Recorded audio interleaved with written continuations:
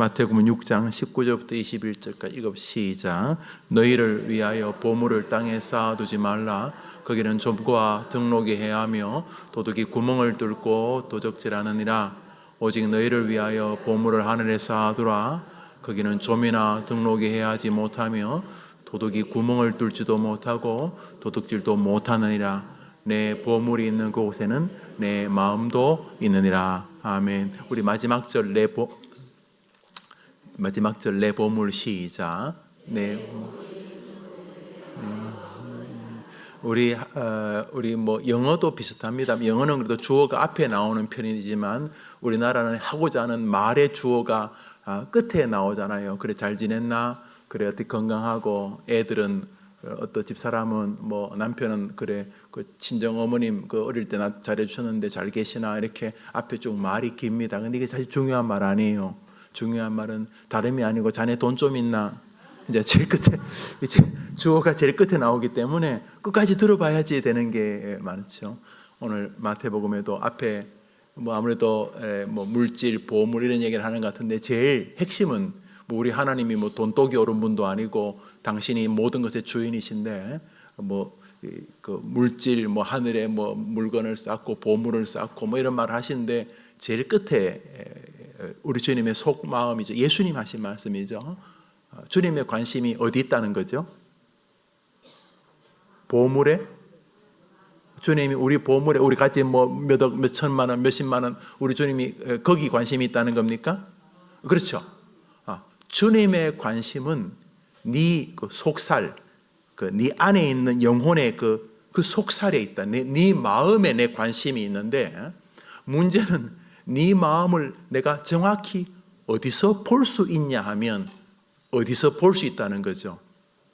네가 보물이라고 생각하는 거기에 뭐 이렇게 나한테 노래도 부르고 김 목사 같으면 지금 와서 뭐 설교도 하고 뭐 설교한다 뭐 꽤 거룩한 행위처럼 보이죠. 뭐 여튼간에 뭐 기도하고 또 제가 오늘 좀 이따가 마치면 여러분 아이들 이름 한 명 한 명 놓고 이제 기도를 하겠죠. 저도 제 아이를 위해 기도하고 이렇게 다 이렇게 기도하고 설교하고 이런 그 지금 또 그 어떤 교회 목사님 내외를 잠시 좀 오라 그랬어요. 오라 그래서 지금 이제 좀 이따 이렇게 식사도 좀 하면서 그분하고 얘기도 좀 하고 뭐 종교적인 행위가 다 있죠. 그런데 주님은 이런 행위에 관심이 있는 것이 아니라 우리의 뭐 헌신 설교하는 이런 자세에 관심이 있는 것이 아니라 최종적인 관심은 그런 행위에 담긴 어디에 있다는 거죠? 우리 마음의 마음. 근데 문제는 우리 마음을 가장 정확히 파악할 수 있는 곳이 우리가 보물이라고 생각하는 그 안에 있다는 것이죠. 우리가 보물이라고 생각하는 그 관계, 그 메커니즘에 네 마음이 있다는 걸 나 여호와가 정확히 알고 있기 때문에 너의 마음을 달라고 할 때에 너는 너의 마음을 정확히 내게 줘야 된다. 자, 그 이야기. 오늘 본문은 바로 주님의 관심에 관한 것입니다. 우리 오늘 설교 제목을 한번 읽어볼까요? 설교 제목. 제가 설교 제목을 썼는데 줄을 꺼놨죠? 예, 읽어봅시다. 시작. 돈이 그렇게 약하죠? 일상의 뿌리를 믿음의 세계에 돈! 이렇게 자다가도 돈! 그러면 벌떡 초등학생 애들도 서로 놀다가 돈! 그러면 애들이 눈이 반짝거린다. 한 번 더 읽어봅시다. 시작. 일상의 뿌리를 믿음. 열심히 있는 교인 혹은 성도라고 하면 먼저 헌신적으로 예배에 참석하고 이렇게 기도하고 또 열심히 예배 마치면 막 가서 식당에서 우리 성도들을 섬기는 혹은 제가 아는 어떤 성도님은 자기 차량으로 새벽 기도 때 혹은 수요예배 때 동네 분들을 모시고 다니는 그런 분도 이런 헌신적인 어떤 모습 또 신앙이 담긴 행위들을 염두에 둡니다. 여러분은 열심히 있는 성도라면 제일 먼저 누가 떠오릅니까?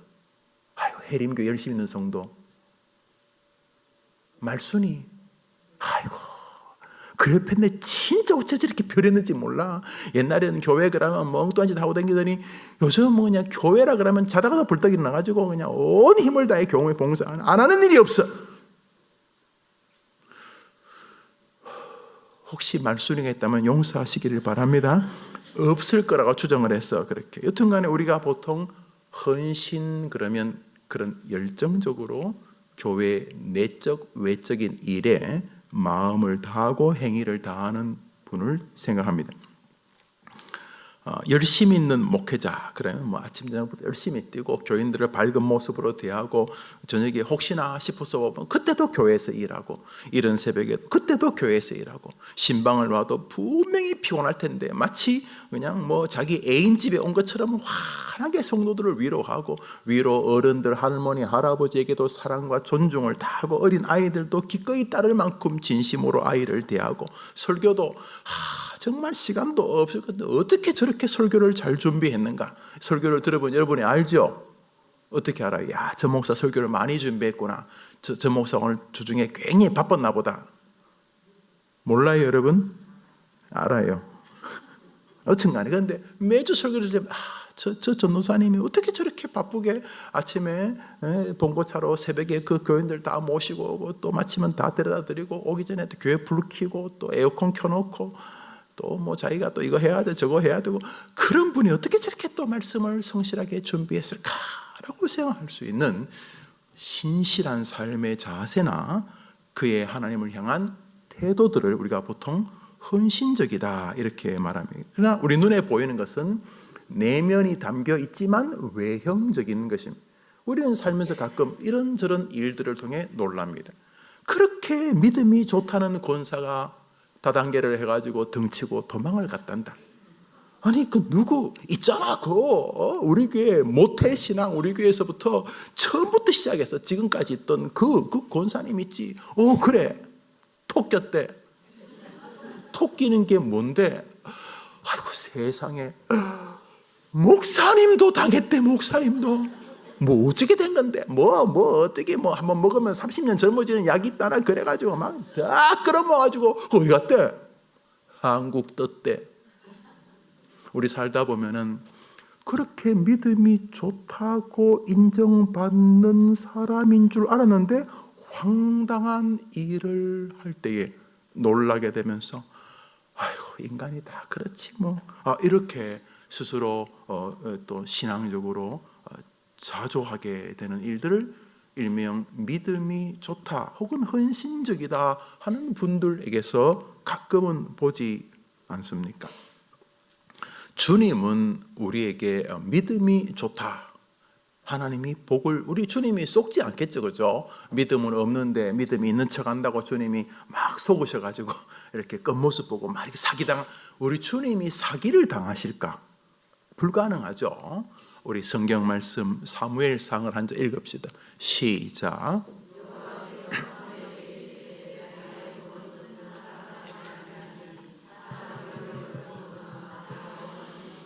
사람은 그 안에 어떤 정신이 좀 밖으로 유출되어지는 스피리추얼한 모습이 보여질 부분은 있지만 그러나 정확히 몰라요. 사람 속은 정말 몰라요. 그런데 우리 하나님은 안 그렇다는 거죠.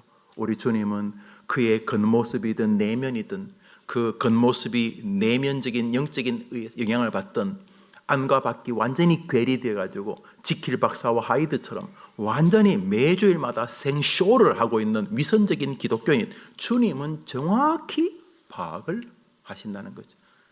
날마다 시마다 분마다 초마다 사람이 다 다르잖아요.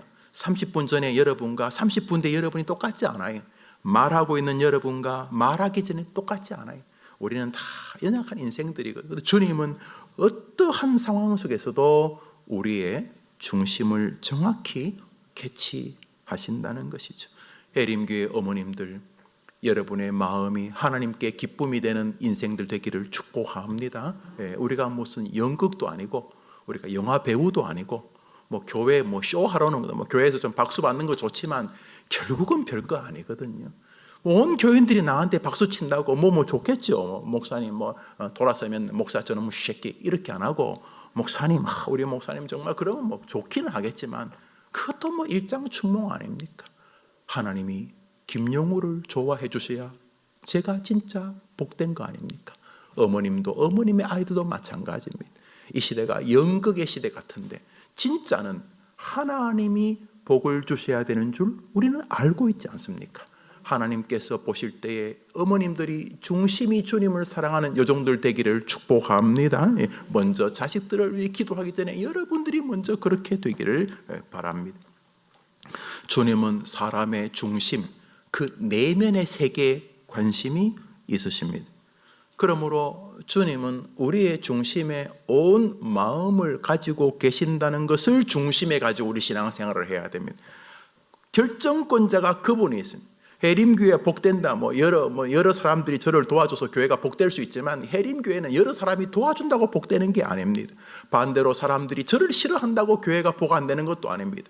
그런 것을 부정할 수는 없겠지만 그게 안 중요하다 그러면 지나치지만 진짜 중요한 것은 저분께서 도와주시는 것인 줄 믿습니다.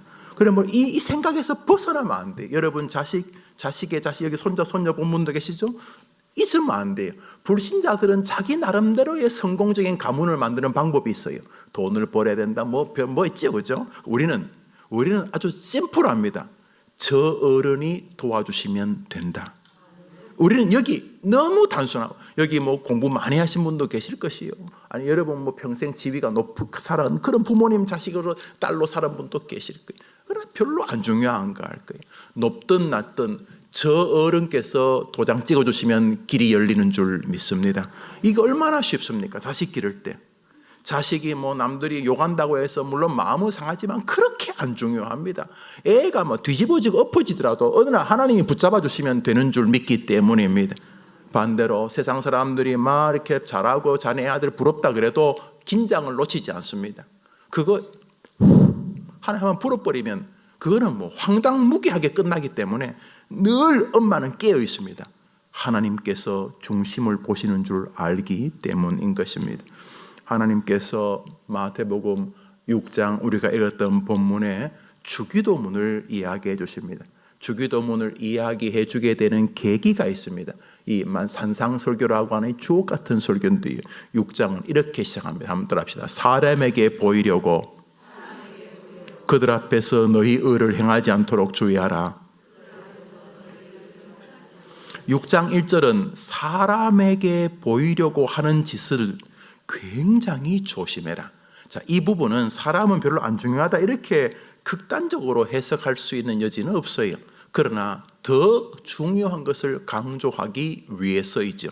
사람에게 보이려고 힘쓰는 것은 하나님께 보이려고 힘쓰는 게 비하면 일거리도 아니다. 이런 강조형이죠. 한번 따라합시다. 사람에게 보이려고 하는 모든 행위를 조심하라. 예수님이 하신 말씀, 예수님.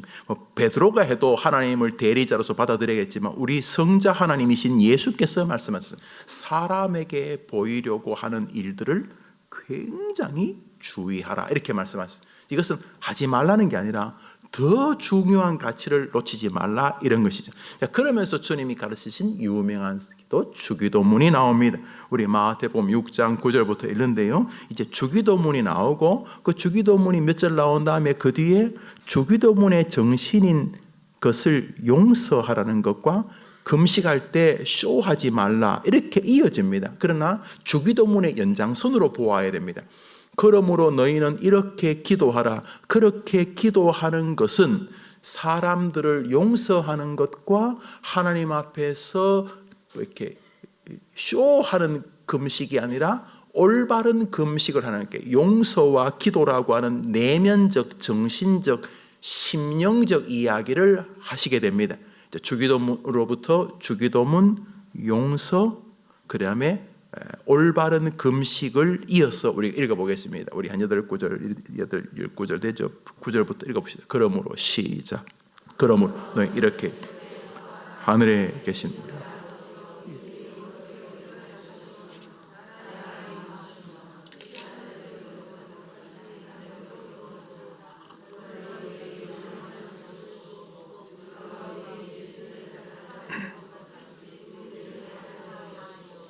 우리를 시험에 들게 하지 마. 다만하게서 구하시옵소서. 나라와 권세와 영광의 아버지께 영원히 싸움나이다. 아멘. 계속 읽습니다. 너희가 용서하면 너희가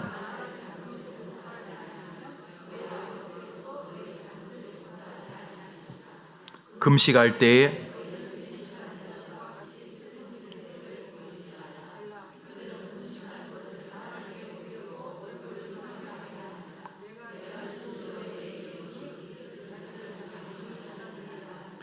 너는 금식할 때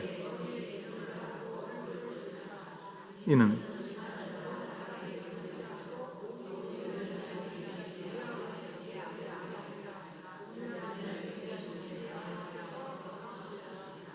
지금 이 18절까지 1절 누가복음 6장 1절에 사람에게 보이려고 하는 경고가 18절까지 이어지면서 어떻게 되냐면 사람에게 보이려고 금식하지 말고 이렇게 말하므로 사람에게 보이는 것이 신앙이 아니라 하나님을 염두에 두고 하나님께 보이려고 하는 내면적 세계가 하나님이 은혜를 주시는 신앙이다, 이런 뜻입니다. 해림교회 성도님들이 하나님에게 보이려고 믿음의 길을 걷다가 돌아가시게 되기를 축복합니다. 그냥 죽지 말고. 죽을 계획이 좀 있죠, 여러분들 다? 없으세요? 안 죽으면 그럼 어떻게 하시려고? 다 죽을 계획은 있으시죠? 예, 한 번 죽는 것은 하나님이 정하신 것이요 그 후에는 하나님의 심판이 있다고 히브리서가 말했으니까 여러분이나 저나 빼도 박도 못해요. 성경이 그렇게 됐으니까 죽을 거예요. 한번 답시다. 나는 죽을 거다. 잘 죽을 거다. 이거 동의되면 아멘 해보세요. 그래요. 아주 더럽게 죽고 싶어요? 잘 죽고 싶죠? 예, 다 죽을 계획들이 있으시죠? 몇 월 달에? 몇 월이 좋겠어요? 10월? 왜 남들 단풍 구경 가는데 왜 그렇게 또 그래요? 5월? 어버이날 왜 바쁠 때 그래 돌아가시려고 그랬어? 날짜는 언제가 좋아요? 월요일 날 교육자들 쉬는 날인데? 언제든지. 자, 죽는데 죽을 때까지 하나님에게 보이려고 살아가시게 되기를 바랍니다. 사람들이 안 중요하다는 말은 아닌데 결정적으로는 별로 안 중요해요. 이렇게 하나님에게 보이려는 그 어떤 진행 방향이 여러분 같으면 뭐 남편, 아이들, 뭐 목사, 성도들에게 이렇게 보여지겠지만 중심은 그쪽으로 굴러가야 되는 것이죠. 여러분 암 있는 분도 계시죠? 이제 돌아가실 거죠, 곧. 잘 죽으세요. 어떻게 잘 죽느냐? 하나님에게 보이려고. 하나님이 보시는 것에 반응하려고. 자, 이렇게 사람에게 보이려고라는 말을 경고하면서 18절까지 사람에게 보이려고 금식하지 말고라는 말을 이어주시면은 지금 굉장히 내면적 세계를 강조하시면서 실천적, 실행적, 물질적, 유물적 사상으로 이제 넘어가게 되는데 그 첫 번째 언급이 놀랍게도 돈에 관한 것입니다. 주기도문을 여러분 읽으셨죠? 주기도문 한번 따라합시다. 하늘에 계신 우리 아버지여, 이름이 거룩히 여김을 받으시오며 하나님의 나라가 임하시오며 하나님의 뜻이 하늘에서 이루어진 것 같이 그 전능하신 하나님의 뜻이 이 세속 세계에서도 이루어지기를 원하나이다. 주기도문의 초반은 하나님을 향한 경배와 하나님이 하늘의 주인이 하나님이시죠. 어디 누가 거기서 객이겠어요? 하늘의 하나님이 하늘을 완전히 완벽하게 통치하시는 것처럼 하나님의 뜻이 이 땅에서도 완벽하게 통치의 권위가 이루어지기를 저는 간절히 경배합니다. 이런 것이 이제 주기도문 그 경배죠. 그 다음에 이제 기도가 나옵니다. 그 다음은 뭐 세계 평화를 주옵소서, 해림교회 부흥하게 해 주옵소서, 내게 영적인 능력을 엘리사가 권했던 것처럼 엘리야의 선배의 배나 더 큰 능력을 주시옵소서, 주님의 나라를 위해 선교하게 하오, 이런 수많은 기도 제목이 있겠습니다만, 놀랍게도 하늘의 하나님의 영광이 하늘에서 이룬 것처럼 땅에서도 그 영광을 온전히 드러내시기를 원하나이다 하며 경배를 드린 다음에 첫 번째 기도가 무엇입니까? 이렇게 말하니까 헷갈려 버렸죠. 주기 때문에 해보시다. 하늘에 계신 우리 아버지여, 이름이 거룩히 여김을 받으시오며 나라의 마옵시며 뜻이 하늘에서 이룬 같이 땅에서도 이루어지나. 오늘날 우리에게 돈 달라는 이야기. 놀랍게도 영적인 세계를 선언한 다음에 우리 하나님은 인간을 정확히 아십니다.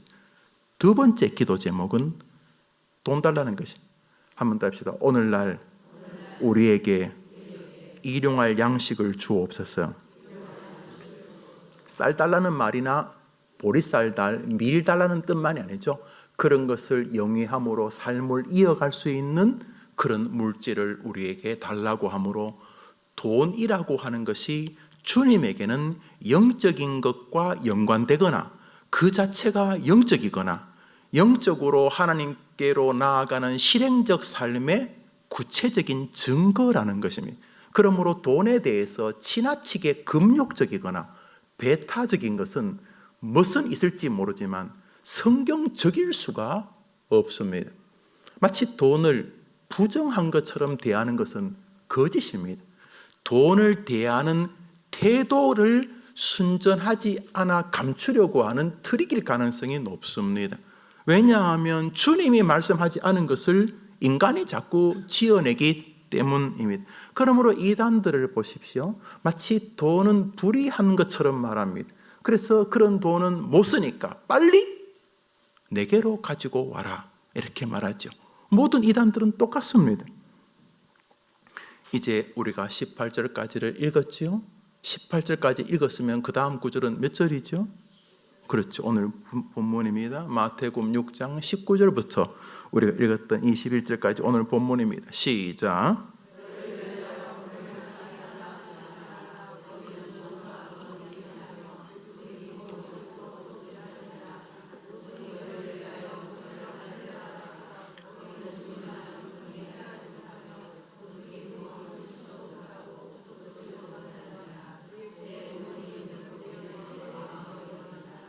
저기 너희를 위하여 보물을 땅에 쌓아두지 말라. 거기는 좀과 동록이 해하며 도둑이 구멍을 뚫고 도둑질하느니라. 오직 너희를 위하여 보물을 하늘에 쌓아두라.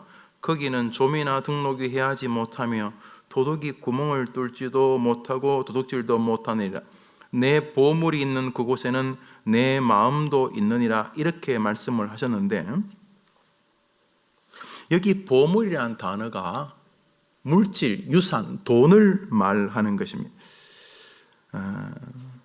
우리는 돈을 가급적이면 돈이란 단어보다 물질, 재화 뭐 이렇게 조금 순화시켜 사용하려고 하면, 돈이란 말이 워낙 그 자체가 강한 어떤 의미를 내포하기 때문에 재물이라 이렇게 부릅니다.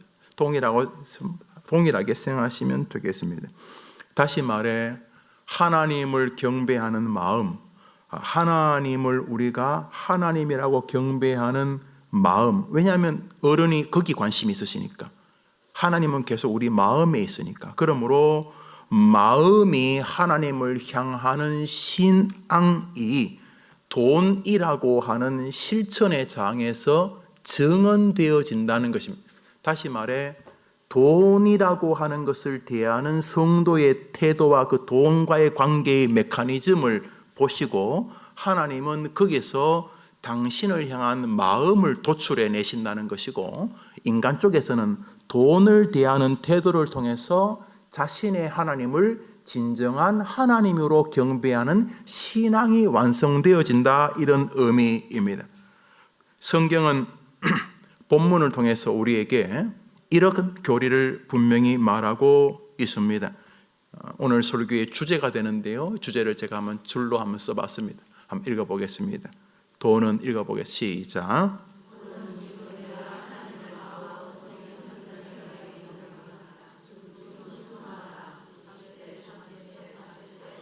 그렇죠. 왜 50대까지 했냐 하면 혹시나 여기 자식들 가운데 50이 넘어 60대 된 사람 손 들어 보십시오. 내 자식이 60이다. 내가 맞췄. 아이고 틀렸네. 우리 권사님은 자식이 60이구만요. 그럼 60까지 집어넣어서 20대든 30대든 40대든 50대든 60대든 내 자식들이 하나님에게 은혜와 은총을 입기를 원한다면 지금 부모 밑에서 얼마씩 받거나 시간당 10,000원, 8,000원 아르바이트를 하는 여러분의 아이들도 야 60대가 내가 써주지 않았는데 아이들도 복의 그돈이신 하나님이 그 아이를 기뻐하고 하나님이 그 아이를 좋아하기를 진심으로 바란다면 이 시간 어머니들이 여러분의 아이들이 목포에 있든 부산에 있든 광주에 있든 미국에 있든 군대에 있든 남자든 여자든 여러분의 자식들이 하나님의 복의 은혜를 입기를 원한다면 여러분의 아이들이 지금 그 아이들의 경제생활, 정확히 말하면 돈을 대하는 태도를 통하여 하나님께 은혜를 입고 하나님을 경배하게 되기를 기도해 주시기를 바랍니다. 여러분만 돈이 중요한 게 아니라 여러분의 아이들, 그 아이들까지 돈은 중요합니다. 먹고 살기 위해서 중요합니다. 왜냐하면 하나님께서 하나님의 영광을 위한 기도를 드린 다음에 곧바로 일용할 양식을 달라고 기도하라고 했기 때문에 돈을 구하는 신앙은 신학적입니다. 희한한 교인들이 돈을 위해 기도하지 않습니다. 주님, 아이를 공부할 수 있도록 돈을 주시고 일용할 양식을 내게 허락할 수 있도록 돈을 달라고 왜 기도 안 하는지 이해가 안 돼요. 하라고 했는데 주기도문의 시작인데 돈 달라고 기도하라고 했는데 안 해요. 그 말은 돈은 주님께서 아주 예민하게 보는 마음의 핵심이라는 거죠. 돈을 대하는 태도 안에 그가 나를 하나님으로 경배하는 마음의 중심을 캐치할 수 있는 토대라는 것이죠. 그러므로 여러분이 기도해줘서 아주 어린 시절부터 돈을 통하여 자신의 마음을 하나님께 드리고 돈을 통하여 하나님이 자신에게 복을 주는 것을 경험하는 여러분의 기도 안에 있는 자녀들 되기를 축복합니다. 사람이 임종할 때 후회하는 것이 몇 가지가 있다고 합니다. 일본인 의사가 자기가 이제 호스피스 사역을 하는 의사인데 수백 명인가 수천 명인가 이제 돌아가시는 걸 자기가 봤다는 거죠. 그 임종할 때에 이렇게 돌아가시는 분들의 그 상담을 해보니까 죽으시면서 인생의 끝에서 후회하는 게 몇 시까지 있다는 거예요. 죽기 전에 후회하는 29가지인가 30 책이 있어요. 그런 종류가 많더라고요. 근데 그런 것들을 다 이렇게 끌어모으면 한번 따라 합시다. 좀 더 참지 못했던 것, 좀 더 감사하지 못했던 것, 좀 더 나누지 못했던 것. 살면서 사람들이 후회하는 게 여러 가지가 있어요. 여러 가지가 있는데 좀 더 감사하지 못했던 것, 좀 더 인내하지 못했던 것, 그리고 좀 더 나누지 못했던 것을 사람들이 죽으면서 후회하는 큰 카테고리 안에 넣을 수 있다 하는 글을 보았습니다. 저도 죽는 걸 꽤 많이 봤죠. 기도하다가 돌아가시기도 하고, 내가 기도했다고 죽은 게 아니고 잘못스러우면 안 되겠네. 기도하는데 돌아가시기도 하고, 이제 찬송 부르는데 돌아가시기도 하고, 제가 막 이제 들어가니까 막 돌아가시기도 하고, 이제 집사님 이제 나 다른 일 때문에 또 가봐야 돼요. 그러니까 돌아가시기도 하고, 하여튼간에 돌아가시는 건 제가 많이 제 앞에 돌아가시는 것도 보고 하여튼 딱 숨이 멈추실 시간이 꽤 소리가 커요. 딱 이렇게 소리가 나요.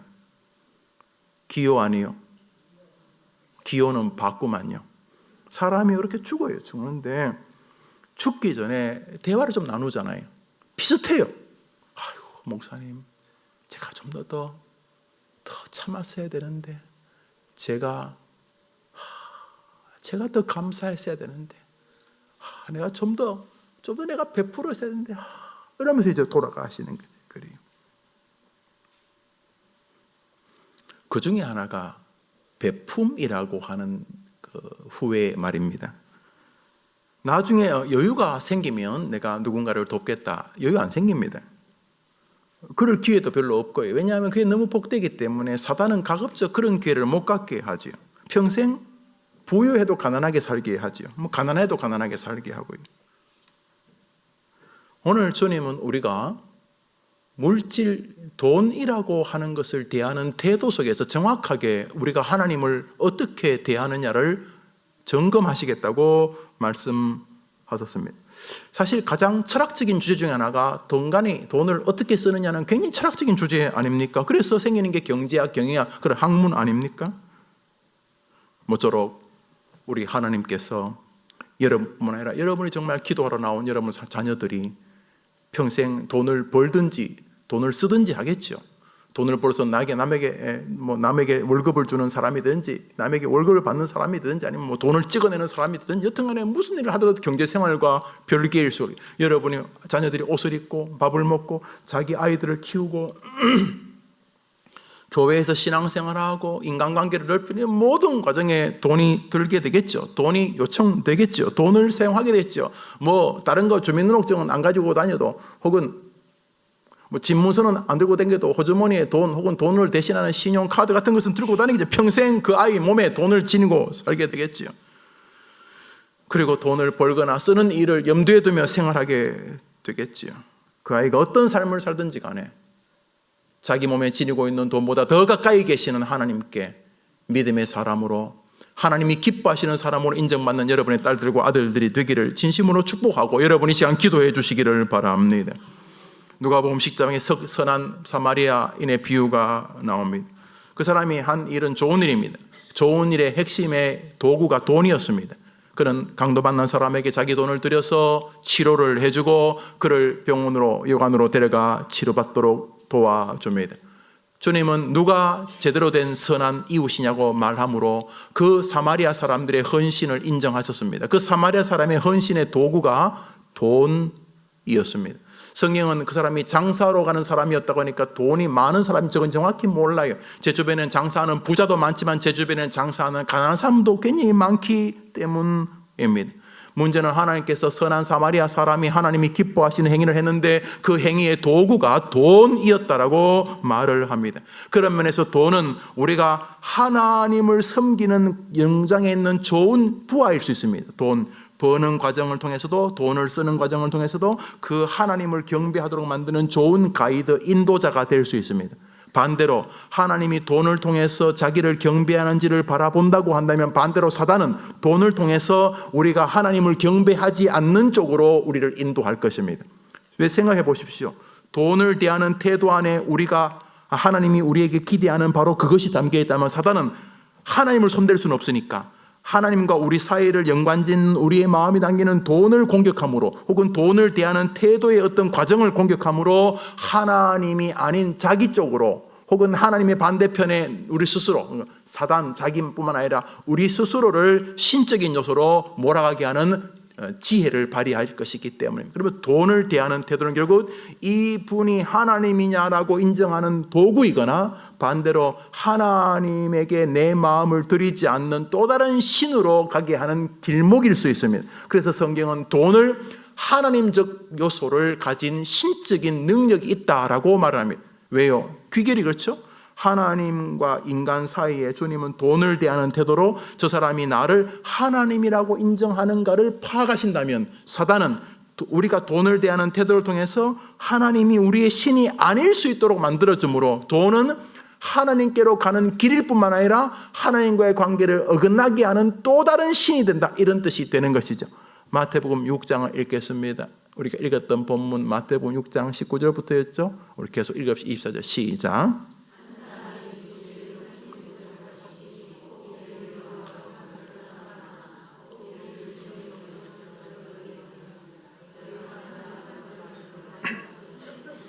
결국 돈을 통해서 하나님을 경배할 수 있고 돈을 통해서 또 다른 신을 경배할 수 있다는 거죠. 그러므로 돈은 하나님과 거의 쌍벽을 이루는 우리의 마음을 가져가는 또 하나의 신이다, 이런 것이 되는 것입니다. 여러분, 하나님이 여러분의 자녀를 봐주면 여러분의 자녀는 무조건 복될 수밖에 없는 줄 믿습니다. 그렇죠. 저도 아이가 휴가를 나왔더라고요. 어제요. 토요일 날 들어간다는데. 그러니까 자식이 나오니까 뭐 이렇게 좀 뭐 기도도 해주고 싶고 챙겨도 주고 싶고 잔소리도 하고 싶고 막 있잖아요. 그래서 나올 때 이렇게 뭐 어디 나간다니까 또 뭐 용돈이나 좀 주고 뭐 이렇게 자식을 향한 하나님의 마음은 이 부족한 인간 김영우 애비와는 비교할 수 없죠. 저도 자식을 사랑하겠지만 찌그러지거나 한계적인 사랑이죠. 그러나 하나님이 자녀인 우리를 사랑하는 것은 완벽한 사랑인 줄 믿습니다. 그러므로 그 완벽한 하나님이 우리에게 돈을 통한 하나님과의 관계를 요청하는 것은 명령이요, 은혜요, 축복이요, 사랑인 것입니다. 그러므로 돈 가지고 하나님을 장난치면 안 됩니다. 이 돈이라고 하는 메커니즘은 하나님과 내 사이에 큰 복이 임하는 것이라는 기억을 합니다. 자식이 조금만 전에도 인간 부모도 어떻게 배려해주고 싶은데 우리 하나님의 사랑은 말할 것 없어요. 저같이 부실한 사랑을 가진 애비도 자식에게 뭘 해주고 싶어 하는데 완벽한 사랑을 가진 하나님이 자식에게 무언가를 해주고 싶은 것은 말할 것도 없는 것입니다. 물질을 통하여 여러분의 자녀들이 20대, 10대, 30대, 50대, 60대 인생을 사는 동안 하나님께 기쁨이 되기를 축복합니다. 돈 가지고 하나님 관계가 쑥대밭이 될 수도 있다는 것을 저 성경 구절은 명백히 말해주므로 오늘 우리가 기도하려는 제목을 주님이 중요하게 언급시켜 주시고 계십니다. 여러분이 사랑하는 자녀들이 살면서 돈이 하나님을 섬기는 멋진 종이 될 수도 있고 반대로 돈은 여러분의 자녀들이 하나님과 거리가 천리쯤 멀어지게 만드는 또 다른 신이 될 수도 있습니다. 진짜 부자는 큰 부자에 붙어 있는 사람입니다. 하나님 진짜 부자인 줄 믿고 여러분의 자녀들이 한 달에 뭐 10,000원을 벌든 1,000,000원, 100억을 벌든 여러분의 아이들이 그 돈이라는 세계를 통하여 자신의 하나님과 더 깊어지고 돈을 통해서 하나님이 주시는 영육의 복을 꼭 누리게 되기를 진심으로 축복합니다. 신앙이라고 하는 것은 마음을 보시는 하나님의 관점의 영역이고 그 마음의 관점의 영역에 우리의 물질 생활은 붙어 있다는 사실을 우리에게 말해주고 있습니다. 여러분의 자녀들이 평생 어떤 교회를 섬길지 저는 모릅니다. 해림교회를 섬길 수도 있고 자신이 살게 될 그 지역 교회를 섬길 수도 있을 것입니다. 그 아이가 어디서 어떤 신앙생활을 가지든지 간에 어릴 적부터 물질 속의 세계를 통해서 자신의 하나님이 자신의 마음을 보고 있다는 것을 가르치는 엄마들이 되기를 간절히 바랍니다. 다시 말하겠습니다. 여기 지금 저 유아를 안고 있는 젊은 세대에서부터 이미 20, 30, 40 아이가 다 큰 장년의 자녀를 가진 우리 집사님, 권사님도 마찬가지입니다. 그 아이들이 돈이라고 하는 세계를 통해서 돈과의 관계를 통해서 하나님이 너의 마음을 보시고 그 돈이라는 세계를 통해서 하나님이 너가 하나님을 어떻게 대하는지를 파악하고 있다는 것을 계속 가르치셔야 합니다. 남의 자식이면 뭐 할 수 없지만 여러분이 정말 사랑하는 자식이라면 아이에게 얘야 너가 돈을 대하는 태도를 하나님은 너가 하나님을 어떤 마음으로 대하는지를 파악하신단다. 너가 아무리 별의별 논리를 갖다 붙여도 그것은 변함이 없는 것이란다. 그러므로 어릴 때부터 아이에게 자신의 물질 생활을 정확하게 하나님과 관계성에서 해결하도록 도와주셔야 합니다. 첫 번째로 여러분의 자녀들이 물질 생활 중에서 11조를 가르치십시오. 왜 안 가르칩니까? 그거 모아서 집사라고 안 가르치는 것입니까? 가급적이면 덜 내고 네가 모아야 된다. 젊을 때 한 푼이라도 벌어야지 교회 줄 필요 없다. 해링기 보니까 꽤 큰 교회인데 부자인데 차도 여러 많고 네까지 헌금 안 해야 된다. 네는 열심히 적금 넣어라. 엄마가 보험 하나 알아봐 줄게. 그러실 필요 없습니다. 너무 바보 같은 짓입니다. 하나님 도와주시면 그 아이가 100년을 더 살아서 버는 것보다 하나님이 원하시면 한순간에도 주실 수 있는 줄 믿으시기를 바라요. 왜 구원받는 거 믿고 이런 걸 안 믿습니까? 한번 더 합시다. 너의 보물이 있는 곳에 너의 마음이 있다는 것을 나 여호와가 안다. 신명기입니다. 신명기 14장이면 읽읍시다. 시작. 자식들을 만나면 너 11조 생활을 어떻게 하니라고 물으십시오. 11조 한다고 엄마가 가져가는 거 아니잖아요. 엄마 왜 그래요? 엄마 지금 권사 되려고 그러는 거예요? 엄마 권사다. 마음은 이미 권사다. 아빠 왜 그러세요? 아빠 뭐 아빠는 벌써 장로다. 마음은 벌써 장로다. 10살 때부터 벌써 장로였다. 아빠는. 임마 네가 11조 한다고 아빠가 무슨 상관이 있냐? 그러나 네가 11조를 안 하는 것은 아빠에게 상관이 있다. 무슨 상관이 있는데요? 네가 임마 하나님한테 잘못 보여가지고 임마 하면 아빠도 얼마나 마음이 상하겠냐? 아빠 형편 되면 11조. 형편 절대로 안 된다 이놈아. 지금부터 하나님 앞에 돈을 가지고 네 마음을 드리는 것을 온갖 궤변을 늘어놓고 미루지 마라 라고 가르쳐야 합니다. 정말 여러분이 그 아이를 사랑하신다면 그 초등학교 아이를 갖다 놓고 가르쳐야 합니다. 그 아이가 헌금 생활에 대한 뚜렷한 신앙이 있든 지금 배워가는 단계에 있든 가르쳐야 합니다. 왜냐하면 안 그러면 그 아이는 세상 사람들의 평균만큼도 못 살 것이기 때문입니다. 돈을 좀 더 벌고 덜 벌고의 문제가 아닙니다. 성도에게는 저 문제가 죽을 때까지 하거나 변명적으로 살아가게 됩니다. 왜 못하십니까? 얘야, 너가 이제 월급 생활하고 너가 아르바이트 하게 해서 아빠가 미안하다. 아니, 아르바이트 좋은 건 아빠가 그럴 때 신문 돌렸으니까 나쁘지 않다. 그런데 너가 번 수입은 너의 노력만이 아니다. 지금도 얼마나 많은 사람이 아침에 출근하다 교통사고로 죽니? 어떤 사람이 얼마나 많이 강도를 당하니? 너가 몸만 아파봐라. 너 이빨 하나 아프면 네 1년치 월급 가지고도 안 될 수도 있다. 무엇보다 성경은 명백히 말한다. 너의 돈을 대하는 태도에 네 진짜 마음이 있다는 것을. 하나님은 거지 아니다.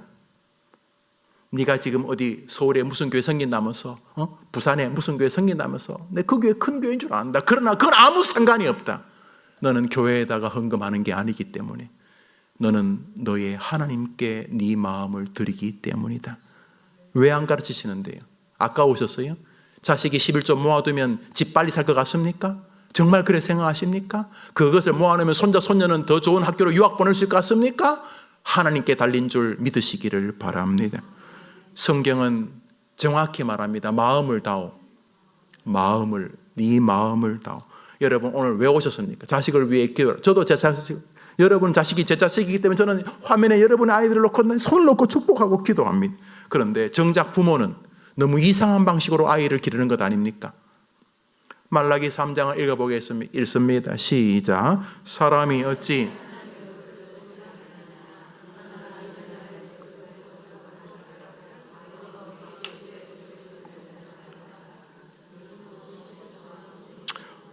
뭐 11조 설교를 하면서 말라기를 많이 하면 굉장히 싫어합니다. 물론 저 말라기 안에는 성전 건축이라는 시대적 환경이 있었습니다. 성전을 건축했는데 예배당을 지어야 될 것 아닙니까? 성전을 건축하는데 예배당을 지어야 될 것 아닙니까? 우리도 예배당을 지었으면 350억 정도 들었어요.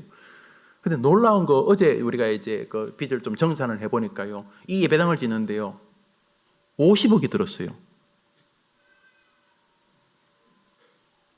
많다는 거예요. 적도는 거예요. 어제 정산을 해보니까 우리 교회가 이 예배당을 짓는데 50억이 들어요. 50억. 아니 금방 350억 들으면 300원 있었고 50억은 어떻게 들었냐 하면 설계대로 행하면 우리는 지하 1층과 지하 2층만 파게 되어 있어요. 그러면 50억도 빚을 안 졌어요. 그런데 믿음이 좋으신 분이 끝까지 3층 4층을 파게 해가지고 안 파니까 허가를 안 해줘가지고 3층 4층을 파는 지하 2개 층 값만큼 우리가 대출을 받았더라고요. 여러분 별로 안 기쁜가 본데 난 너무 기뻐요. 어떤 교회든 예배당을 짓고 뭐 빚이 많이 얼마나 이 기적 같은 일을 주셨는지 모릅니다. 우리 한번 크게 박수 한번 합시다. 박수.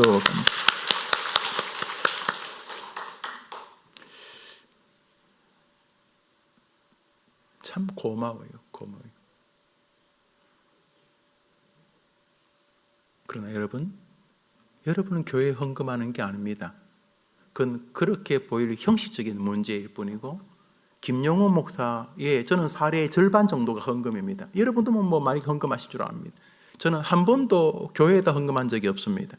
저는 주일 헌금조차 내 아버지 하나님께 드리고 있습니다. 여러분도 마찬가지 아닙니까? 아닙니까? 여러분이 해림교회 무슨 충영교회 무슨 여러분이 어떤 교회 헌금하더라도 그것은 그렇게 보일 뿐이지 여러분에게 헌금을 받으시는 분은 하나님 한 분이신 것입니다. 그러므로 여러분이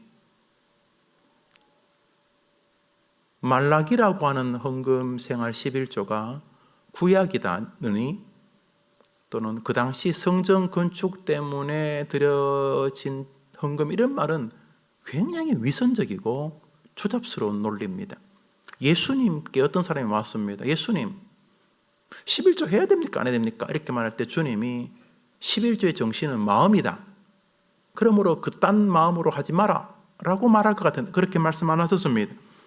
성경 말씀을 보겠습니다. 누가복음 11장 읽읍시다. 시작. 화 있을진저 너희가 박하와 운양과 모든 채소의 11조를 드리되 공의와 하나님께 대한 사랑은 버리는도다. 그러나 이것도 행하고, 그 11조 할까요? 이렇게 물었을 때 하나님께서 너희들 11조는 생쇼 아니냐? 너는 마음 없이 껍데기만 하는 거 아니냐? 진짜는 안 하는 것 아니냐? 그러나 11조도 행하고 그 마음도 버리지 않아야 한담으로써 주님이 11조 헌금 생활을 어설프게 하는 바리새인들에게 하지 마라 이렇게 말씀 안 하셨습니다. 마음을 담아서 하라 이렇게 말씀하셨습니다. 신앙생활과 물질생활을 교묘하게 분리하는 사람들이 있습니다. 뭐 말은 길지만은 내용은 아까운 것입니다. 무슨 지고선이 있겠습니까? 성경 말씀 우리 말라기 읽지 않았던 나머지 본문을 읽어보겠습니다. 히브리서를 먼저 읽어봅시다. 히브리서 시작.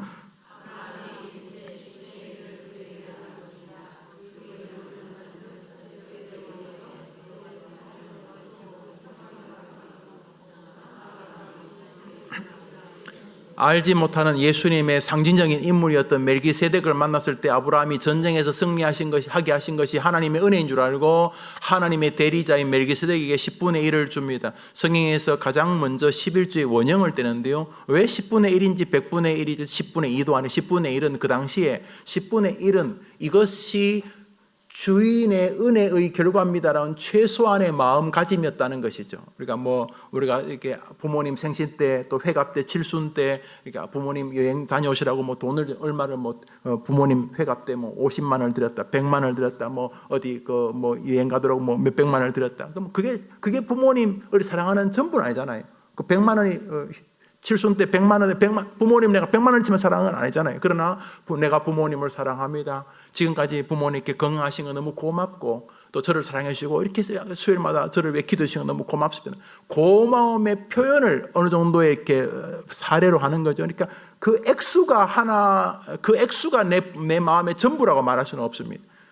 그러나 부모님에게 뭐 여행을 보내야 된다든지 회갑 잔치를 할 때 그 자식들이 그 경비를 같이 뭐 이런 것들은 그 부모에 대한 마음이 담긴다는 것이죠. 10분의 1은 그 당시에 내가 당신을 진심으로 존중합니다라고 하는 최소한의 기준이었다는 것이죠.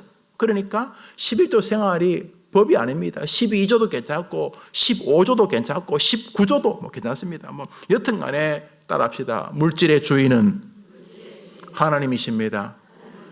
아브라함 같으면 이 전쟁의 승리는 당신 덕입니다. 이런 뜻이 되는 것이죠. 여러분의 자녀들이 이 땅을 살면서 물질을 통하여 하나님께 마음을 드리게 되기를 축복합니다. 깡통에 동냥하듯이 우리 교회에 제가 처음 와서 한 것이 바로 일천번제와 주일 헌금 봉투를 만드는 것입니다. 일천번제에 대해서 별의별 논리가 다 있습니다. 뭐 솔로몬은 1000번의 재물을 한 번에 드렸다. 우리는 그런 능력도 없고 제가 볼 때 헌금 없이 예배하는 것은 굉장히 기형적입니다. 우리 조국 교회는 이제 목사들이 겁이 많아가지고 주일날 오전 외에 헌금 봉투를 이렇게 돌리거나 헌금 주머니를 돌리면 교인들이 이놈의 교회는 돈만 아는 교회다고 안 나올까봐 그저 주일날 정도만 헌금을 하고 나머지는 자유롭게 하죠. 그러나 헌금이 없는 예배는 신학적이지 않습니다. 최소한 이 장로교회 개혁교회는 헌금 없는 예배는 사실은 불완전한 예배입니다. 문서에 나옵니다. 헌금 없는 헌금에 설교가 없으면 되겠습니까? 오늘은 설교 대신에 나훈아의 잡초로 2번 부르고 집에 가겠습니다. 그럴 수 없지 않습니까? 그런 것처럼 헌금이라고 하는 것은 예배의 중요한 요소입니다. 그러나 우리 시대에 생략하려 합니다. 이런저런 이유로 저는 개인적으로 헌금을 합니다. 일천번제가 바로 그것입니다. 목사가 돈이 많으면 뭐 매번 뭐 100만 원씩 할 수 있겠죠. 그런 못하고 1,000원, 2,000원씩 합니다. 저는 교인들에게 하나님이 기뻐하는 은혜를 주시기를 바랍니다. 그래서 일천번제 헌금을 합니다. 두 번째로 주일헌금입니다. 주일헌금 교회 오면서 애들 장난치듯이 이렇게 하지 않고 단 30초 아니 10초 5초라도 자기 봉투를 꺼내서 잠시 기도하고 그게 1,000원이든 5,000원이든 10원이든 100원이든 100만 원이든 주일 헌금을 준비해서 드리기를 원했습니다. 한번 더 합시다. 연보는 준비하여 드리는 것이다. 성경에서 바울이 강조하는 것이 그것입니다. 헌금은 장난이 아닙니다. 교회가 하나님이 거짓입니까? 그러므로 여러분의 하나님 앞에 물질을 통해서 우리의 마음을 파악한다는 하나님을 무시하면 안 됩니다. 자꾸 뭐 별의별 뭐 교회가 돈만 알아가지고 그런 세상에 헛소리 속지 말고 여러분의 자녀들이 물질 세계를 통해서 하나님이 기뻐하는 심령의 소유자가 되도록 기도해 주시기를 바랍니다. 그래서 아이들에게 계속 말씀하십시오. 순이야, 너도 이제 네 스스로 돈을 버니까 열심히 벌어서 힘들 거야. 한 달에 100만 원, 150만 원, 200만 원 밖에 못 받으면 얼마나 힘들겠니? 그러나 하나님의 은혜인 것은 너도 알 것이다.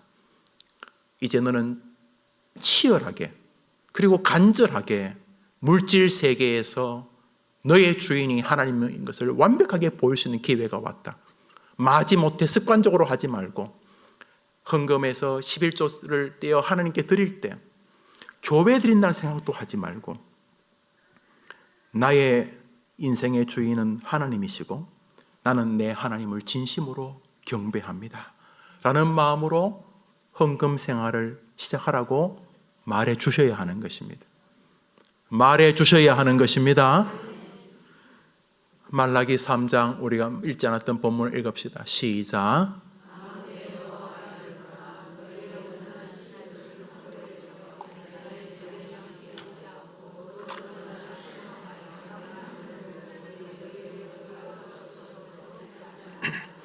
저것이 꼭 11조 하면 돈 놓고 돈 먹기처럼 11조 하면 그 다음에 하나님이 뭐 없던 집도 사게 하고 막 이렇게 보기는 어렵습니다. 저는 그것을 부정하지는 않지만 우선 11조 생활은 가장 큰 복이 내 안에 임하기 시작합니다.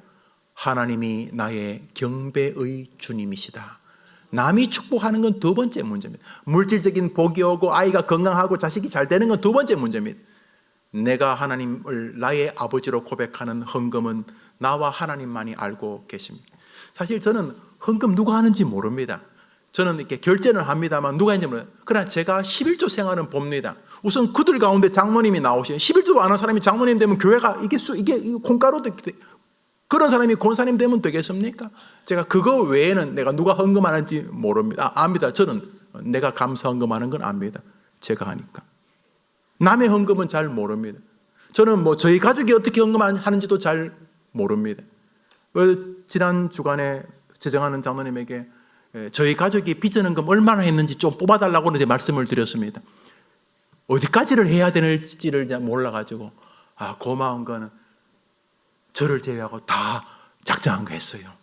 얼마나 고마운지요. 뭐 아멘까지 할 거 없고 저는 제 가정이 그렇다는 거죠. 여러분, 아이들에게 11조로 강조하는 것이 주저스러운 건 무엇 때문입니까? 애들이 지금 먹고 살기 바빠서 걔들도 애 등록금 나오고 그럴수록 정말 그럴수록 집 대출 은행에서 빌린 거 나가야 되고 그럴수록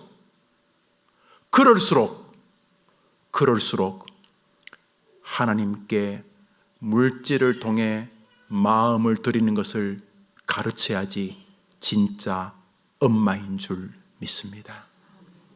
주님 말씀하셨습니다. 물질이 있는 곳에 네 마음이 있다는 것을 내가 안다. 거기 사족 닮으면 안 됩니다. 뭐 온갖 논리를 갖다 붙여도 헛소리입니다.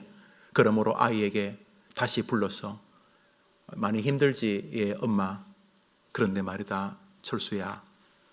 엄마가 늘 마음에 있는데 남이었으면 말텐데 내가 네 형편을 누구보다 잘하니까 주저했는데 그 엄마 잘못이다. 뭔데 엄마? 11조 생활.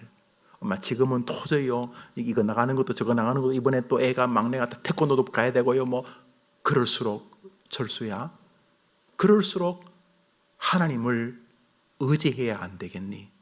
나는 너가 그 10분의 1이 없다고 나와 너의 하나님이 너를 굶기게 할 거라고 믿지 않는다.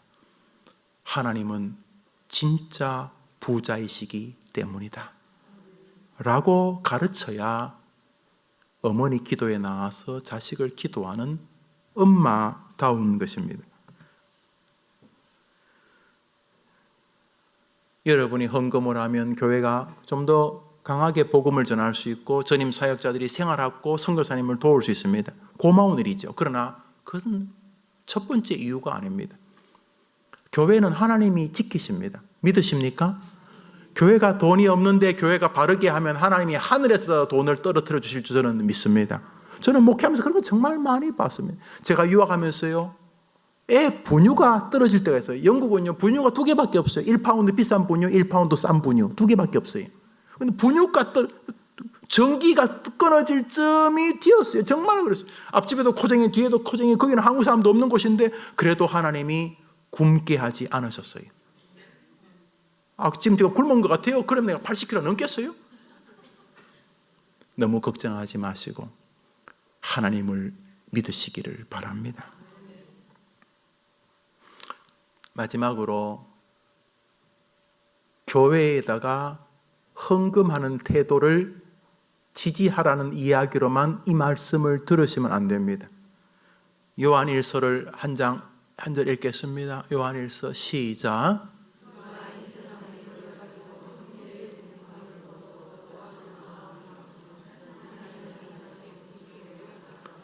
두 번째로 여러분의 자녀들에게 얘야, 너는 하나님께 11조를 중심으로, 다른 헌금은 그 아이 형편대로 하면 돼요. 그 아이가 뭐 기쁘면 선교 헌금도 하고 뭐 주일 감사 헌금도 하고 하면 돼요.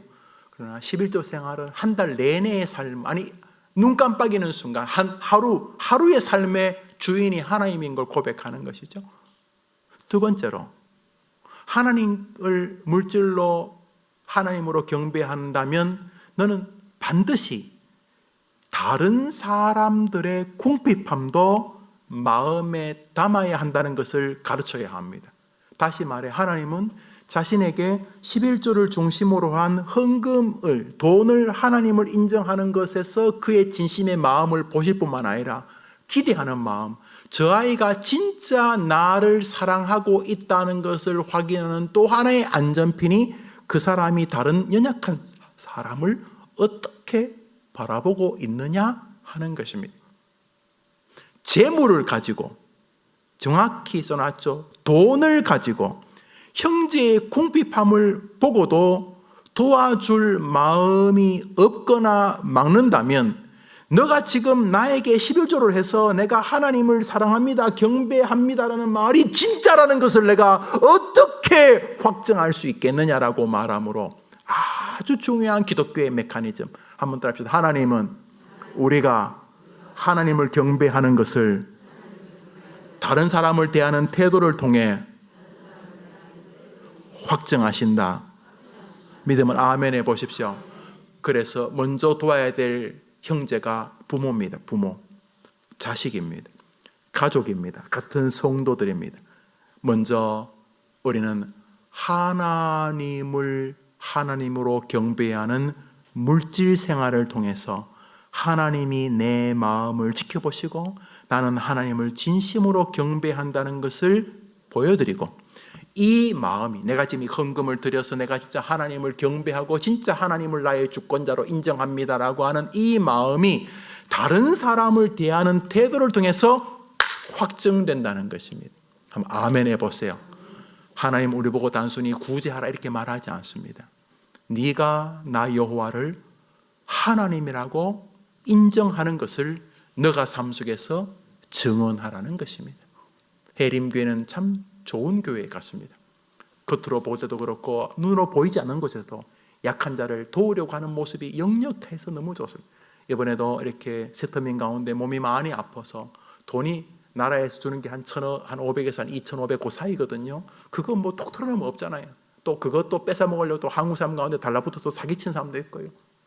그런데 몸에 큰 병이 생기면 이건 문제가 크다 말이죠. 최소한 몇백만 원 수술비가 나오는데, 그런데 교회에서 또 십시일반 이렇게 도와주시는 분들이 있는 걸 보고 너무너무 감사해요. 우리 교회도 눈에 보이지 않게 약한 자들을 돕고 연약한 자들을 배려하는 이런 일들. 그런데 이것은 단순히 인간적인 긍휼히 여김뿐만 아니라 기독교인들은 하나님과의 관계에서 하나님이 내가 하나님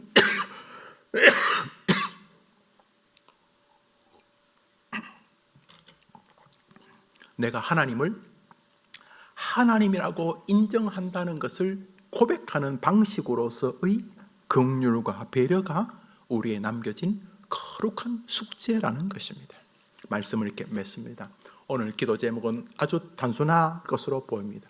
하나님, 내가 그리고 내 사랑하는 아이가 그의 물질 세계를 통해서, 초등학생도 괜찮습니다. 중학생, 고등학생 말할 것도 없습니다. 대학생, 장년, 중년, 여러분 자녀에게 노년이 할지라도 하나님, 우리 아이가 진짜 하나님이 도와주시면 돈 안 그래도 부유함 속에서도 가난함 속에서도 진짜 부유하게 살 수 있을 줄 믿사오니 하나님, 우리 아이가 물질을 통해 하나님이 마음을 보신다는 사실을 기억하며 살게 도와주시옵소서. 그리고 그 아이가 헌금 생활이 진짜 하나님을 하나님으로 고백한다는 것을 하나님은 사람을 대하는 태도를 통해 증언받기를 원하신다는 걸 기억하고 사람을 사랑으로 대하는 아이가 되게 해 주시옵소서. 아유, 그러면 목사님, 우리 애가 자기 쓸 거 없는데 걱정하지 마십시오. 우리 하나님이 이렇게까지 성경에 써놓았는데 우리를 불쌍하게 만드시겠습니까? 그렇지 않으면 기도하겠습니다. 다 같이 기도합시다. 우리 불을 다 꺼주시기를 바랍니다.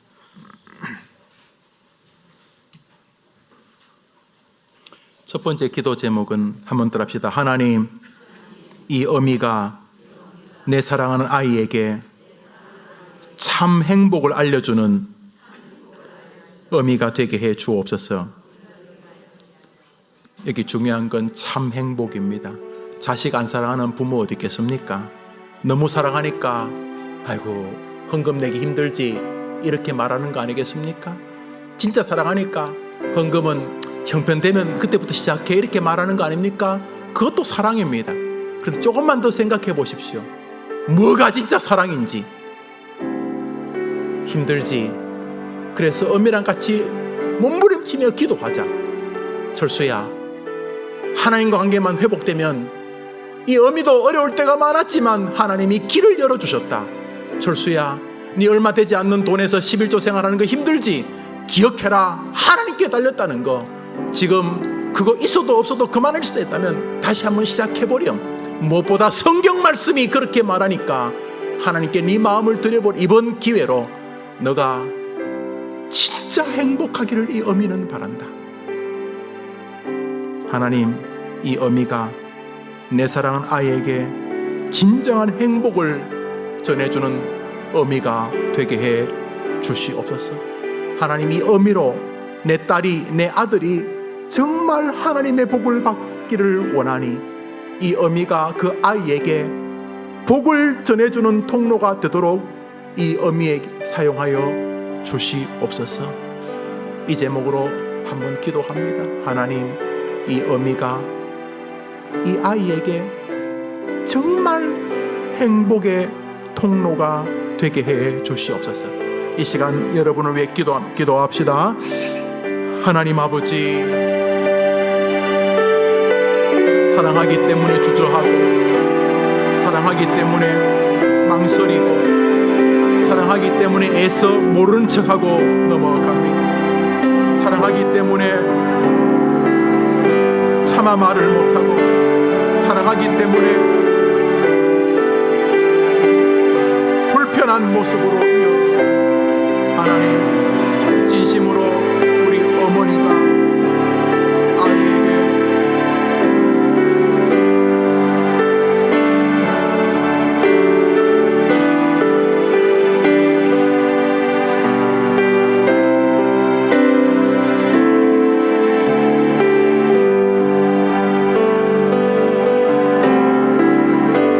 복을 전해주는 통로가 되게 해 주옵소서. 이 어미가 사랑이라는 이유 때문에 아이의 행복을 가로막지 않게 도와주십시오. 이 어미가 아이의 행복을 가로막지 않게 도와주십시오. 철수야, 순이야, 하나님과의 관계에 물질이 중요하다. 라고 말해주게 해주시기를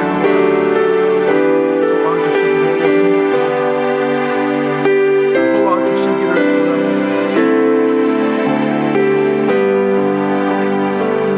원합니다. 이 제목 그대로 가지면서 기도할 제목은 이것입니다. 여러분의 아이들 한 명도 경제생활과 떨어져서 살 수 없습니다. 지금부터 애가 몸이 아픕니까? 걔는 병원에서 경제생활을 배우게 될 것입니다. 이 가운데 어떤 자식도 경제생활에서 단 하루도 떨어질 수 없습니다. 먹고 쉬고 몸을 안식하게 하는 잠자리 다 경제생활과 붙어 있습니다. 하고 싶은 꿈, 배우고 싶은 일, 배우고 싶은 작업, 배우고 싶은 공부, 갖고 싶은 학위 다 돈하고 상관이 있습니다. 결혼 준비, 신혼 예물 다 돈하고 상관이 있습니다. 누군가를 돕고 돈하고 상관이 있습니다. 누구에게 감사하고 싶다 돈하고 상관이 있습니다. 이토록 돈하고 붙어있는 인생인데 왜 그 문제를 하나님께 기도하지 않는 것입니다. 하나님 말씀하셨습니다. 네 돈이 있는 곳에 네 마음이 있는 거 내가 안다. 그러니까 자녀한테 속을 필요도 없고 자녀의 온갖 말에 우리가 우리의 마음을 달아줄 이유도 없습니다. 말을 어렵게 하든 쉽게 하든 말을 곧바로 하든 말을 휘어서 하든 똑같은 이야기입니다. 돈을 대하는 태도에 하나님을 향한 마음이 있습니다. 이 가운데 자식이 돈 때문에 고통스럽고 고난 받으며 살고 원하는 부모 아무도 없을 것입니다. 그럼 어떻게 합니까? 만복의 근원이요 만물의 주인이신 하나님이 우리 아이를 불쌍히 여겨주시면 되는 것입니다. 주님 말씀하셨습니다. 나는 네 중심을 원하노라. 이 시간 기도합니다. 하나님, 우리 아이에게 내가 가서 물질 생활에 대해서 눈물과 사랑으로 권면하게 도와주시고 아이도 돈을 통해 자신의 주인이 하나님이란 사실을 정리하고 점검하고 고백할 수 있도록 도와주시옵소서. 우리 아이가 돈 때문에 꽤 힘들어하는데, 직업 때문에 꽤 힘들어하는데 하나님이 계시다는 것을 기억하며 물질 세계의 승리를 보게 하여 주시옵소서. 오 하나님, 우리 아이가 돈을 통해 하나님이 자기의 주인 되는 은혜를 누리게 하여 주시옵소서. 기도하면 하나님이 들어주신다고 믿는 어머님들 한번 아멘 해보세요. 그러면 믿음으로 시간 기도합니다. 자식이 교회도 안 나오는데 무슨 11조를 합니까 목사님? 자식이 중학교 때 이후로 교회를 안 나옵니다. 말만 하면 엄마 시끄러워. 애가 그렇게 말할 권리가 그 아이에게 있습니다. 반대로 여러분은 기도할 권리가 여러분에게 있습니다. 진짜 아이가 잘 사는 길은 하나님께 달린 것이기 때문에 하나님, 내 아이가 물질을 통해 하나님을 주인으로 고백하는 은혜를 주시옵소서. 이 제목으로 기도합니다. 기도합시다. 하나님 아버지,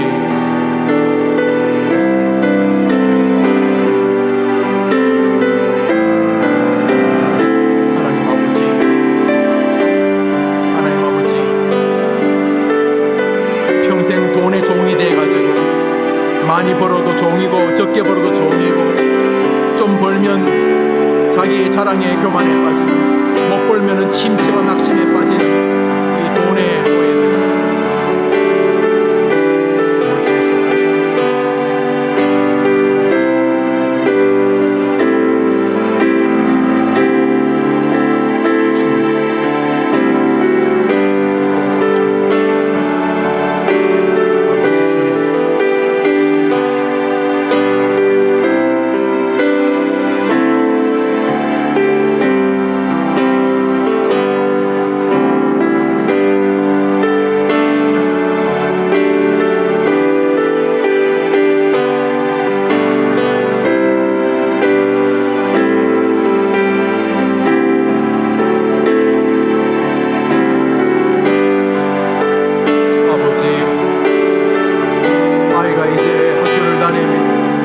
초등학생입니다. 이제 유치원을 다닙니다. 대학생입니다. 이제 직장을 찾고 있습니다. 직장 생활하고 어디에서든지 하나님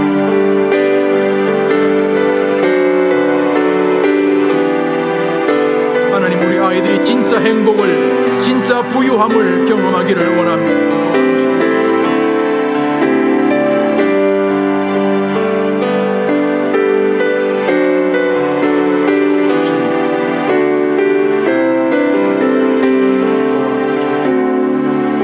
계속해서 지금 드렸던 엄마와 자식을 위한 기도 제목을 마음에 계속 담을 여러분 가슴이 뜨겁도록 데우십시오. 진짜 그렇구나. 진짜 이 돈 문제가 우리 아이에게 아주 흥망성쇠를 좌우하겠구나. 이 아이가 부디 물질 세계를 통해 자기 하나님을 만나야 되겠구나. 그 마음을 가지고 기도하시기 바랍니다. 세 번째로 기도할 제목은 이것입니다. 하나님, 우리 아이가 세상을 살면서 별의별 환경을 다 만나겠죠. 하는 것마다 잘 되는 아주 좋은 환경도 만날 것이고, 때로는 이상하게 사람들이 방해하고 세상이 방해하는 열악한 환경을 또 만날 수 있을 것입니다.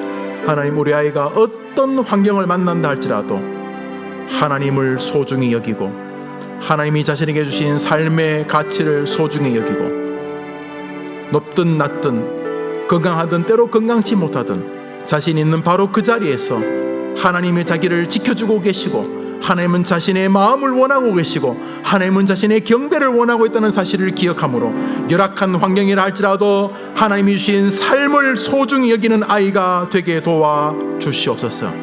믿음이 있어야지만 가능한 것이니까 이 제목으로 기도합니다. 기도합시다. 하나님 아버지, 열악한 환경이라 할지라도 삶의 소중함을 느끼고 감사한 최선을 다하는 우리 아이들이 되게 해주시기를 원합니다. 원망과 불평의 시절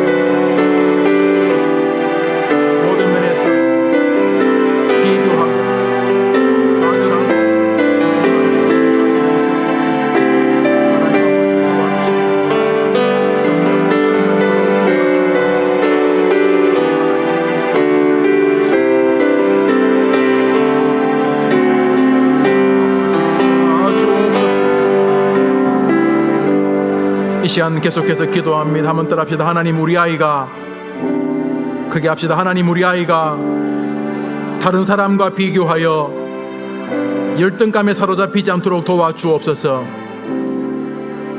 여러분, 하나님 모든 사람을 각자 다르게 만드셨습니다. 각자에게는 각자의 놀라운 능력을 주셨습니다. 약하기 때문에 하나님께 기도할 능력을 주셨고, 부유하기 때문에 겸손해질 수 있는 축복의 기회를 주셨습니다. 이 시간 기도할 때 하나님, 우리 아이가 다른 사람과 비교하면서 일평생 열등감에 사로잡혀서 20대, 30대, 40대, 50대, 60대 죽을 때까지 열등감에 사로잡혀서 살지 않고 각자에게 주신 하나님의 은혜를 기억하며, 하나님은 내가 이렇게 함으로 하나님을 더 많이 의지하게 하셨구나. 하나님은 내게 이런 걸 주심으로 내가 다른 사람을 섬기게 하셨구나. 우리 아이가 이 땅을 살면서 다른 사람과 비교하며 열등감에 사로잡혀 살아 하나님을 기쁘시게 못하는 일이 없도록, 하나님, 우리 아이가 자신이 얼마나 이 땅에서 소중한 존재요 하나님이 자기를 만드셨다는 믿음에 붙잡힐 수 있도록 도와주시옵소서. 이 제목으로 기도합시다. 하나님 아버지, 감사합니다. 우리 자녀들이 다른 사람과 비교하면서 열등감에 사로잡혀서 가정, 지식, 외모, 환경, 여건, 건강 끊임없이 나라고 비교하면서 하나님이 자기를 만드신 놀라운 세계를 망치지 않도록 도와주시기를 원합니다. 하나님 아버지, 우리 아이들이 땅을 살면서 그런 은혜를 누리고 그런 은총을 누리고 그런 세계를 경험하도록 주님 도와주시기를 원합니다. 함께해 주시기를 원합니다. 하나님이 붙들어 주시기를 원합니다. 하나님이 함께해 주시기를 원합니다. 열등감에서 벗어나는 게 저절로 되지 않다면 하나님이 도와주셔야 됩니다. 이 시간 기도할 것입니다. 하나님, 우리 아이에게 학자의 혀, 믿음의 혀, 하나님이 기뻐하시는 축복의 혀를 주시옵소서. 원망, 냉소, 부정, 야유 속인 언어를 버리고 소망, 믿음, 사랑, 은혜의 혀를 주시옵소서.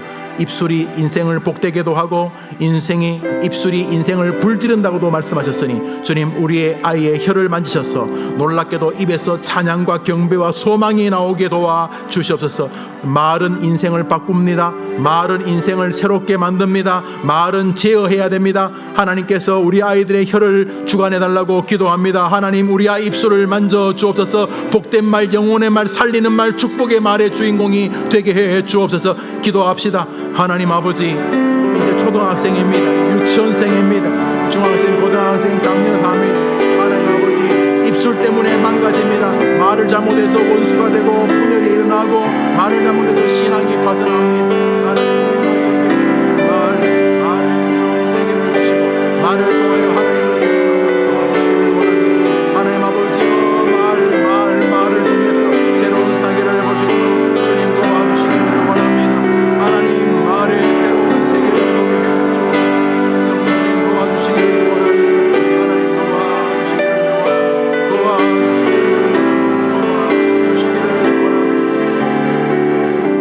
이 시간 한 번 더 기도합니다. 하나님은 우리에게 배움을 주시면 기도도 배워야 됩니다. 제 아들이 예수님께 주님 우리에게도 기도를 가르쳐 주십시오. 기도도 배워야 됩니다. 말씀도 배워야 됩니다. 사람을 대하는 것도 배워야 됩니다. 학문도 배워야 됩니다. 영어 수학도 배워야 됩니다. 하나님 아버지 우리 아이에게 배움의 즐거움을 주시기를 원합니다. 배우는 일도 하나님의 영광을 위한 일임을 알고 학교이든 사회이든 교회이든 세상이든 가정이든 내가 잘 배워서 하나님을 기쁘시게 할 수 있으며 내가 잘 배워서 다른 사람을 유익하게 할 수 있다는 마음을 가지고 주님 배움도 하나님의 일이라는 사실을 깨달으며 초등학교, 중학교, 고등학교, 대학교 세상 속에서 배움을 기뻐하는 아이가 되게 도와주시옵소서. 이제 모로 기도합니다. 기도합시다. 하나님 아버지 감사합니다.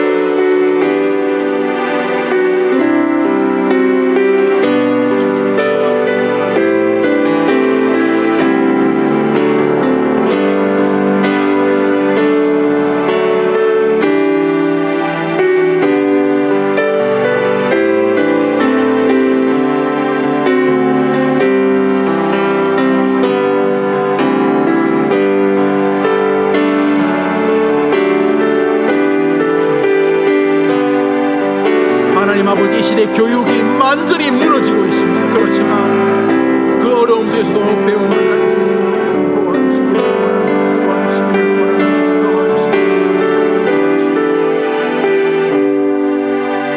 이 시간 기도합니다. 이 시간 가족을 위해 기도합니다. 하나님 우리 아이가 가정에서 부모를 공경하고 형제간의 우애가 있도록 일가 친척에게도 인정받는 아이가 되게 해주십시오. 하나님 우리 아이가 가정을 소중히 여기는 아이가 되게 도와주시고 부모를 공경하고 가족관계를 중시하는 아이가 되게 도와주시고 하나님 나아가 우리 아이가 주변에 좋은 믿음의 친구들이 있도록 도와주시고 우리 아이에게 좋은 환경이나 좋은 배우자, 좋은 정말 사랑하는 배우자, 정말 존경하는 배우자, 정말 복된 배우자 스승 좋은 만남을 주시옵소서. 우리 아이의 인간관계 가정에서부터 시작해서 복된 인간관계가 우리에게 하나님이 주시는 복으로 있게 해 주옵소서. 우리에게 복된 만남을 아이에게 주시옵소서. 이 시간 이제 모로 기도합니다. 기도합시다.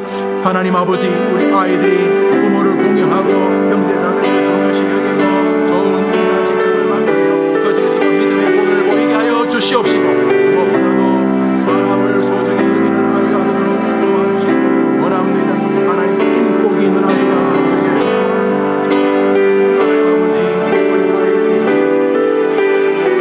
하나님 아버지요 만남의 복을 주옵소서.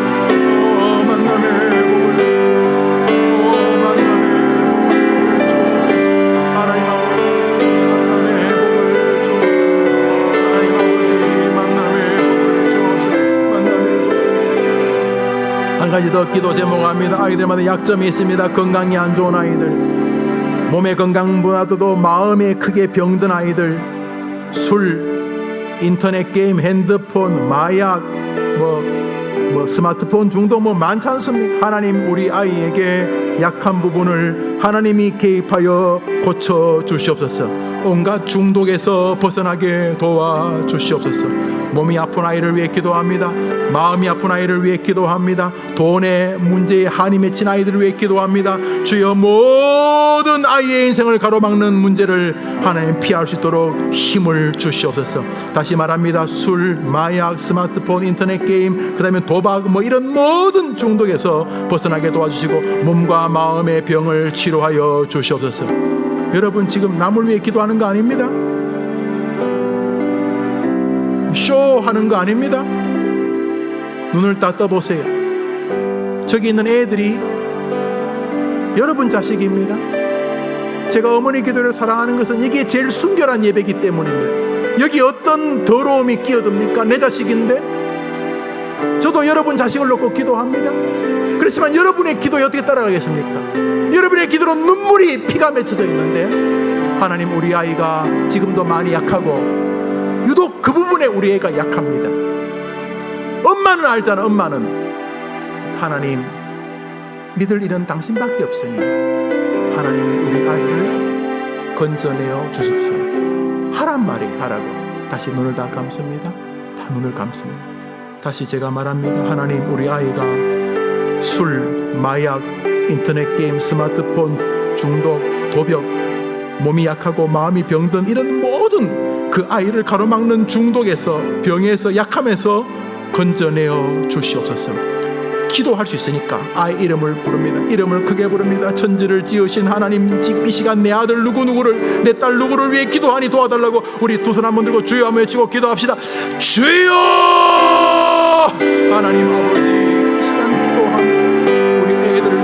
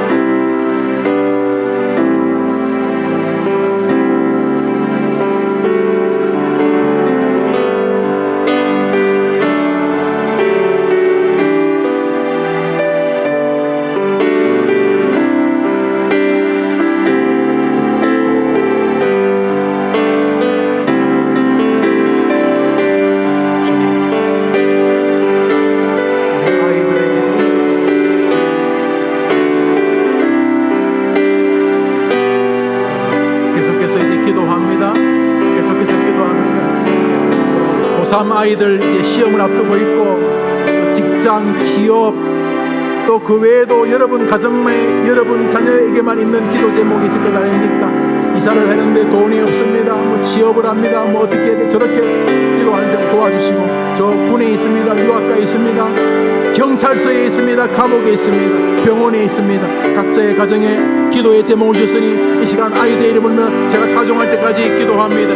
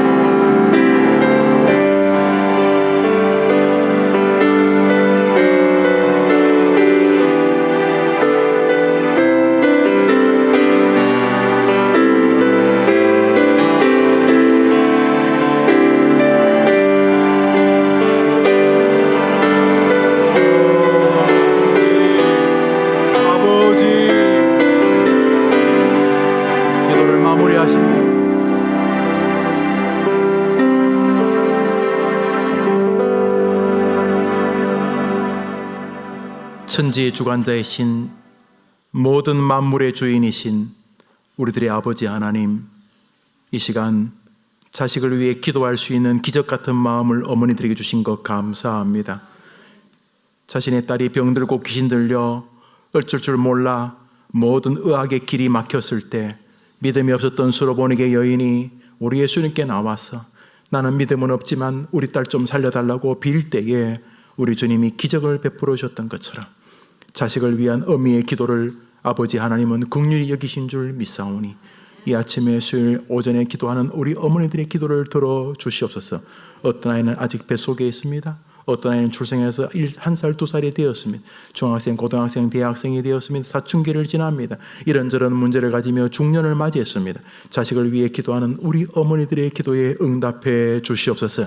특별히 오늘은 돈이라고 하는 떠날 수 없는 주제에 대해 상고했습니다. 예민한 문제이기 때문에 서로 피해주는 제목이기도 한 부모 자식 간에도 어려운 주제인 돈에 대해서 정말로 자식을 사랑하기 때문에 하나님 아버지여 물질 세계에서도 우리 아이의 주인이 하나님이 되어주시기를 간절히 원합니다. 그 외에도 각자의 기도 제목을 드렸으며 오늘만 기도하는 것이 아니라 오늘 기도의 불씨를 받아 일주일 내내 기도하고 다음 주 수요일 만날 때까지 자녀를 위해 기도하는 어머니들 다 되게 해 주시옵소서. 구하라 그리하면 주실 것이라 약속하신 예수님의 이름으로 기도합니다. 아멘. 할렐루야. 우리 새로 나오신 분입니다. 조남영 어머님, 조남영 어머님, 조남영 어머님 어디 계시죠? 예, 감사합니다. 정희진 어머님, 예, 서 계세요. 서 계시면 참기름을 선물로 드립니다. 참기름. 가서 맛있게 비빔밥 해 드시기를 바랍니다. 박수하겠습니다. 한번 따라합시다. 내 기도하는 그 시간, 그때 가장 즐겁다. 동의하십니까? 예, 기도하면요, 희한하게 자식을 위해 기도하지만 하나님이 내 안에 있는 불순물도 태워주실 줄 믿습니다. 예, 참, 기도를 어설프게 하면 기도가 제일 힘들어요. 남의 기도 들어야 되고 내 기도 해야 되고 막. 그런데 기도에 온 힘을 다하는 순간 그 기도 안에서 놀라운 불이 있기 때문에 막 기도 전에 잡동사니들이 다 타면서 순결한 점검처럼 영롱한 은혜를 우리 어머님들도 보실 줄 믿습니다. 구호합시다. 다음 주 토요일, 그 다음 주 토요일, 다시. 오는 토요일은 며칠이죠? 그 아니고 26일 날 우리 바베큐 파티와 음악제를 합니다. 우리 제가 호주에 안식년 하는 동안 우리 부교육자들이 찬양제라고 너무 홀리하게 광고를 했더라고요. 그건 아주 몹쓸 일입니다. 가을에는 불신자들도 함께 모여서 함께 노래하니까 찬양도 좋고 또 내 손에 잡은 것이 그런 것도 좋고 저 푸른 촌이 좋고 세 가족들과 함께해서 즐거운 시간을 가지려고 합니다. 여러분 토요일날 밥 한 끼 먹으러 가자 이렇게 해서 또 한 번 교회에 와서 초청할 수 있게 되기를 바라고 또 같이 삼겹살 파티도 하려고 합니다. 저도 지금 차 안에서 맹연습하고 있습니다. 노래 한 곡 하려고. 나훈아 노래로 정했습니다. 기다려보세요. 꼭 쓸데없는 소리로 끝을 내서 죄송합니다. 우리 구호합시다. 구호. 나는 기도하는 나의 자녀는